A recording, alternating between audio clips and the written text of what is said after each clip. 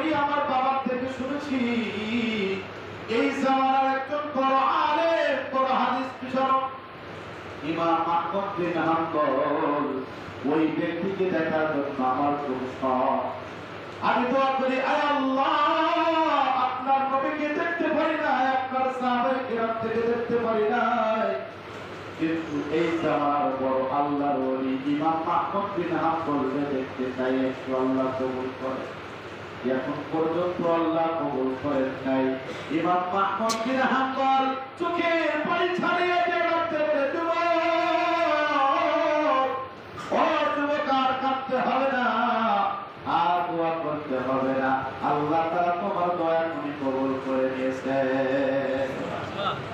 ও যুবক, কাছে আসো, আমি ইমাম আহমদ বিন হাম্বল এই জন্য রাখতে বলতেছিলাম, মাওলা পাকের জিকির যদি আস্তাগফিরুল্লাহ, যদি সবসময় আস্তাগফিরুল্লাহ পাঠ করতে পারি, আল্লাহ রাব্বুল আলামিন তোমার আমারও মুস্তাজাব দাওয়া বানায় দেবে।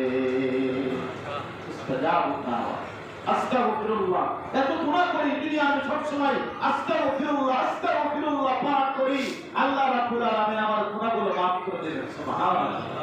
আস্তাগফিরুল্লাহ জিকির করতে পারবে তো? আস্তাগফিরুল্লাহ মানে কি? আস্তাগফিরুল্লাহ, আল্লাহ মাফ চাই, মাফ চাই। আপনি অপরাধী, বিশাল অপরাধ, এই দেশের কোন আদালতেও যদি আপনি